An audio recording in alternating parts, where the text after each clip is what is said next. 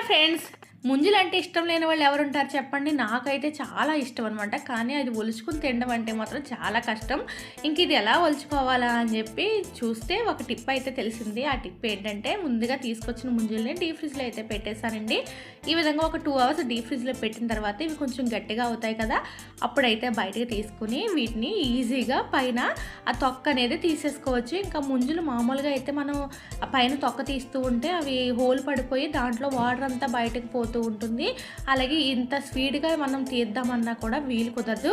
అలాంటి ముంజులను తీసుకొచ్చి ఫ్రిడ్జ్లో పెట్టి గడ్డ కట్టించాము అనుకోండి, అంటే అవి మరీ గడ్డల్లాగా అయితే అయిపోలేదు, మెత్తగానే ఉన్నాయి. కానీ ఈజీగా పైన తొక్క అయితే చాలా ఈజీగా వచ్చేసిందండి. అలా చేతితో తీసుకోవచ్చు, లేదంటే ఒక స్పూన్ సహాయంతో అయినా సరే మీరు పైన తొక్క అయితే చాలా ఈజీగా తీసుకోవచ్చండి. ఈ టిప్ అయితే చాలా బాగా ఉపయోగపడుతుంది. నాలా ముంజులు అంటే ఇష్టం కానీ ఒలుచుకుని తినడం కష్టం అనుకునే వాళ్ళకి ఈ టిప్ అయితే చాలా బాగా యూజ్ అవుతుంది. నిజంగా చాలా బాగుంది. ఈజీగా పైన తొక్క అయితే వచ్చేసిందండి. ఈ విధంగా వస్తే కనుక రోజు ముంజులు కొనుక్కు తినేయచ్చు అని అయితే నాకు అనిపించింది. నాకు ముంజులు అంటే అంత ఇష్టం, కానీ తొక్క తీసేవాళ్ళు లేక ఆ ముంజులు అయితే తినడానికి బద్ధకం వచ్చేది. ఈ విధంగా అయితే ఎన్ని అయినా ముంజులు తినేయచ్చండి.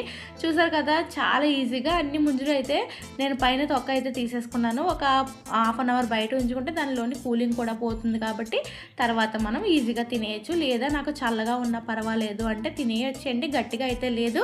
నేను ఇప్పుడు ఒలిచిన వెంటనే తింటున్నాను. అసలు ముంజు అయితే గట్టిగా అయితే ఏమీ లేదు, కానీ కొంచెం చల్లగా ఉందనమాట. మనకి కూలింగ్ అవసరం లేదు అనుకుంటే కనుక ఒక హాఫ్ అన్ అవర్ బయట పెట్టేసుకుని తర్వాత తినేయండి.